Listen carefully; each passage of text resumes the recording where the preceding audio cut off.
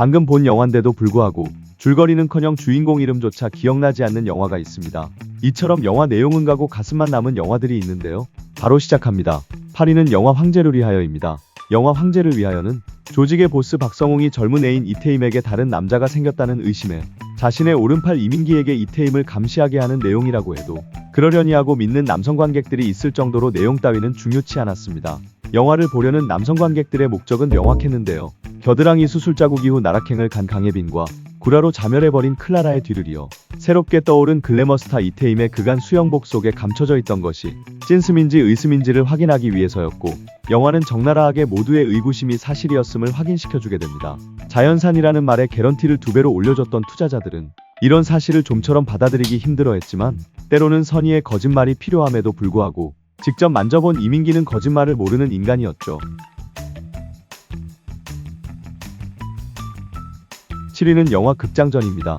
김민희를 쟁취해내며 이정재, 이수혁, 조인성과 어깨를 나란히 하게 된 홍상수 감독의 영화 극장전은 칸 영화제 경쟁 부문에 초청될 정도로 작품성만큼은 인정받았지만 정작 한국 남성들에게 중요한 건 엄지원이 몇 번 하냐는 것이었습니다. 이 영화가 액자식 구성으로 영화 속에 또 다른 영화가 나온다는 사실을 아는 사람은 일부일 뿐, 대부분은 엄지원이 스킬이 너무 부족했던 이기우랑 해보고 아니다 싶어서 이후 그나마 나은 김상경과 했다는 정도로 알고 있으실 텐데요. 실제 내용은 전혀 그렇지 않습니다. 하지만 내용을 기억하지 못하셔도 괜찮습니다.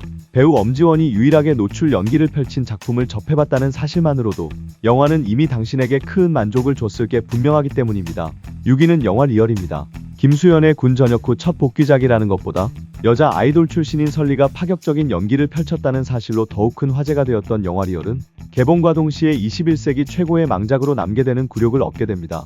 영화를 보기 전에 미리 줄거리를 꼼꼼하게 읽고 영화를 보더라도 절대 이해할 수 없는 이 영화의 스토리는 오히려 이 영화의 주요 장면 타임라인이 부각될 수 있게 만들어졌고, 설리와 한지은이 번갈아가며 김수현과 펼친 배드신만이 수년이 지난 현재까지도 회자되고 있을 뿐입니다.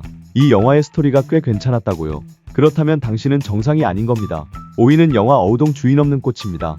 어우동이 기생이라는 사실을 모르는 사람은 드물고 당연히 이 영화가 어우동의 삶을 각색한 영화일 거라 짐작은 하겠지만 정작 이 영화의 결말을 알고 계신 분이 얼마나 있을까요?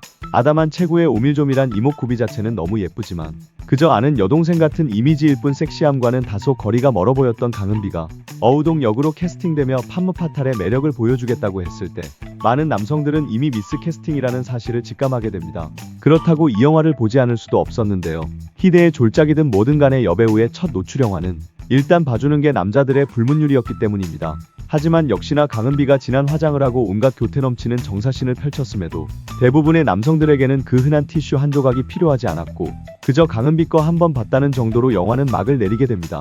4위는 영화 미인입니다.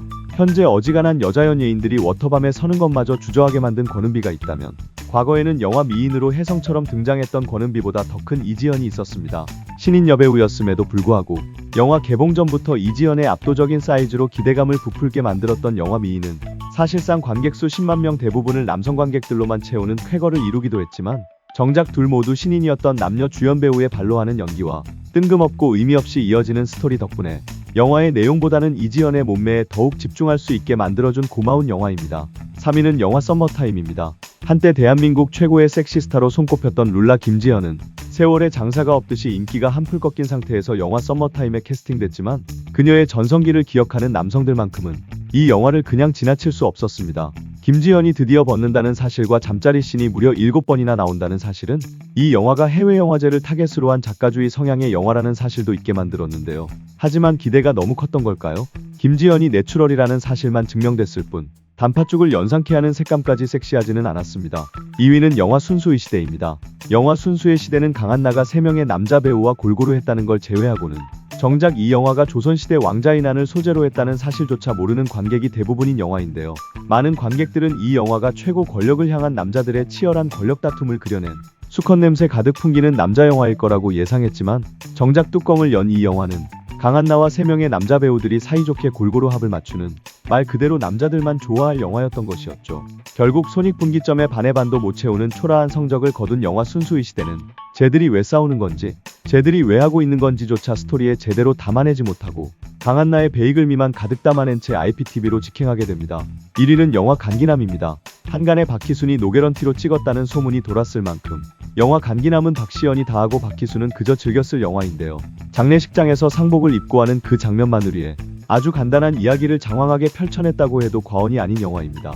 캐스팅 전 노출 연기에 거부감을 가지고 있었던 박시연을 원초적 본능을 넘어서는 연출을 해내겠다며 말도 안 되는 사발을 풀어서 벗겨낸 감독이 특히 돋보이는 영화 간기남은 일부 장면에서 대형 논란이 불거지기도 했지만 가슴만큼은 박시연 본인 걸 화면에 담아내는 데 성공하며 많은 남성들이 감독의 연출보다는 감독의 사발에 찬사를 보내게 만든 특이한 영화입니다.